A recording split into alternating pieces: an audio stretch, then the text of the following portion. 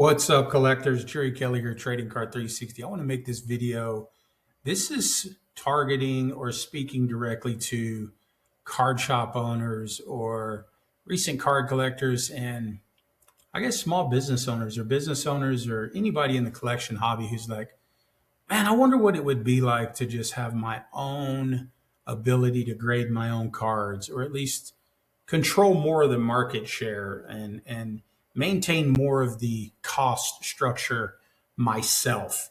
Right now, the market doesn't really have software or technology that enables you, as a collector or a card shop or just getting going, the ability to leverage software, the ability to leverage technology for the most critical part of the infrastructure of the hobby. And I think that's the grading card side of the business.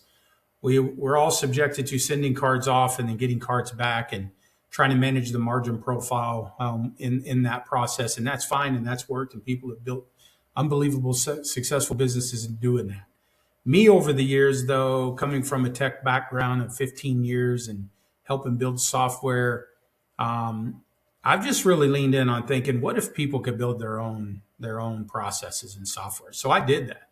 I went out on this venture and I started writing this software program and stood up Trading Card 360 and launched just recently out of beta the Trading Card 360 software that you see here, giving collectors like yourselves or just people who love the industry, the sports, the hobby, the ability to just have insights on what they're collecting. And this is the software that you have. So I'm reaching out to you today and saying, if you want to use this software, reach out to me. Send me an email. Let me know what you think about it. I'm constantly updating this. It's new technology. It's leveraging AI so you can scale it. It's really robust. But I want to just do a real quick demo and walkthrough of the power of the software that I built. And I'm hoping you love it. I hope you like it. I hope you have feedback, whether you hate it, you like it, you think it's foolish to think this way. I just think the future of card collecting and hobby collecting will eventually be empowered with the small business shop and the owner and their ability to collect and grade in-house and scale and turn that and serve their local market. I believe that's going to be a narrative that's going to ring true, as businesses just want to control more of the margins, have a more direct relationship with their customers, to be able to do on-site grading with 1 to 2 day turnaround times, get collectors into the shop, get them excited about cards that they're pulling. And then someone in-house that's an expert gets to leverage software and technology that's built and empowers them to be able to communicate directly with their local customers, and then provide that service. I think that's going to be a huge thing. I'm betting on it, actually, and I've leaned all in on that. And I want to provide the software at an unbelievable affordable price to those card shop owners or card shop collectors or hobby owners or whoever you are. The ability to leverage our software and let you scale your business the way you want. So let me jump into the software. I'm going to go quick because you can just create your own free trial, start scanning your cards, and try it yourself. So what you see here is you're in the centering view. And this is a King Griffey Jr. Mojo Refractor card that I graded. But you can see you get the outer edge selection, and it's all designed around grading the centering of the card. So there's 4 areas that you care about. It's centering, corners, edges, and surface. That's what the grading standards are that you grade a card around. And then at the end, you get a consolidated grade. Now, I've built in my own algorithms using what the standard in the hobby has for overall grading.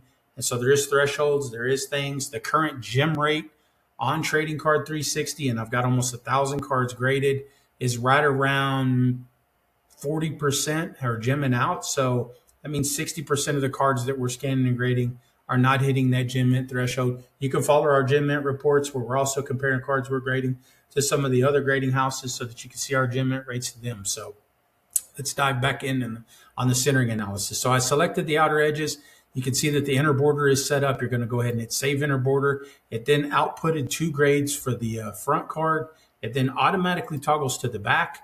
You also have this color view. So if you need a more refined view of the edges, you can just toggle color. And then you're going to save on the outer. You're then going to look at the inner. You're going to go ahead and save on the inner. And it outputs a final grade. You're going to go ahead and hit Save and Next. That the centering grade came back at 9.9. It now drops you into the corner regions. You're going to capture the front corners.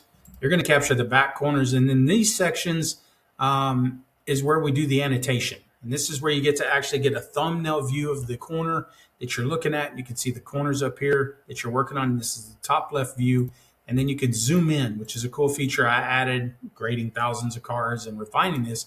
And then you also get the black and white. So I'm gonna say that's a perfect corner, that's a perfect corner, that's a perfect corner, that corner looks sharp. And you kind of just keep going back through. That's a glare on the card, actually. It's a Mojo refractor. That is not a ding, but you can see in the software it did pick up a reflection that is actually sharp. And you can see the edges, which we'll do here in a minute. That card is sharp, that card is sharp. And then it does the overall analysis. And what's happening now is it's doing image recognition, and it's deterministic grading, which means it's going out into the library model I built, the training model I built, referencing libraries, grade is, and put an accuracy score to it. And anything that has a high accuracy rating and matches, it then surfaces that back, and then it comes back with an overall grade. And you can see each one of these sections has outputted a grade. You can look at that on the front and backs, and then you'll hit save and continue to the edges where we'll do the same thing. We'll take a look at the capture of the edges. We'll make our annotations clean. And then, of course, you can select whatever you want in here. And this is just essentially guiding the AI. It's guiding the AI based on what you see. It doesn't determine what the actual selection is. It's just helping with the prompt engine that's on the back end to say, hey, this corner looks clean to me.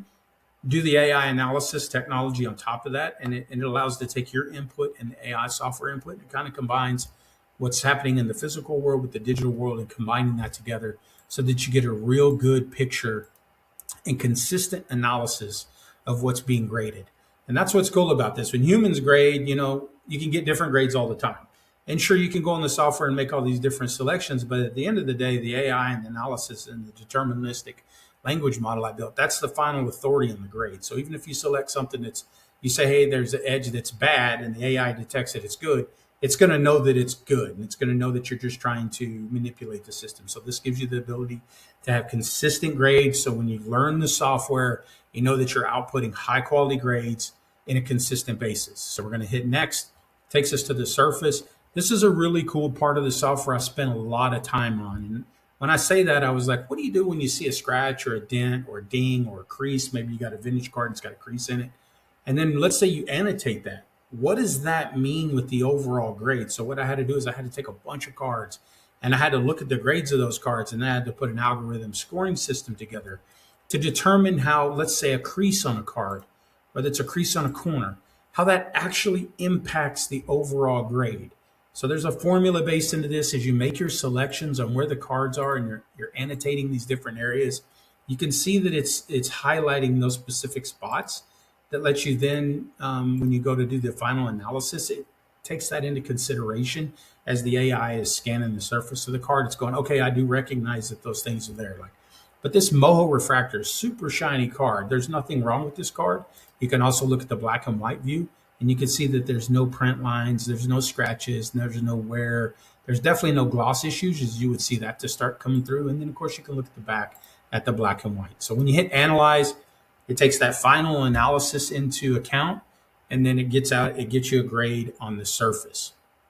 Once the final surface grade comes back, which it will in a minute, you'll then be able to move on to the next, and you'll see the centering, corners, edges, and surface and analysis as a final grade result. So this came back a surface analysis 10. There was no defects detected. You'll then hit what I just said. You'll complete the overall grading, and boom, this is a Gem Mint 10 graded card. Now imagine if you were doing this in-house. You saw how fast I did that. You'll get really quick using the software. But imagine if people are in your card shop. They bring in cards. You're like, hey, drop off your cards. You want us to pre-grade them for you, or you want us to grade them for you? And you could even then do slabbing services. We can slab the cards for you and send them back, get it out to you in a couple of days using our beautiful glass slabs that we have with our metal etched laser engraved labels, using your grades. You can become a certified partner grader and grade in-house, and then you can deliver a product and a service to your customers in the local market real time. Now think of the power of that. Think about people being able to come in, grade their cards, scan their cards, then go online and look at their grades and look at the grades for the cards that you generated for them. So here's kind of what that looks like. You can see the overall analysis. This is the work that you did. These are the annotations that you made. This is the proof of the grade that you put together for your customers. I think it's just an absolutely powerful tool that hobby shops, owners, collectors could use our software to help bring card grading services in-house. If you agree, put some comments down in the comments on the channel. If you think I'm I'm thinking too big, I'm dreaming too big, then you can say that and you can disagree with me. If you think the market just doesn't support something like this, you can say that as well. But regardless, your feedback, comments, anything positive that you want to share with me, and you want to be a part of this journey of bringing software technology to local markets, I want you to reach out to me and let's work together. Happy collecting. I love the hobby. I love working with shop owners, and I look forward to meeting you and working with you. Have a great day. We'll see you.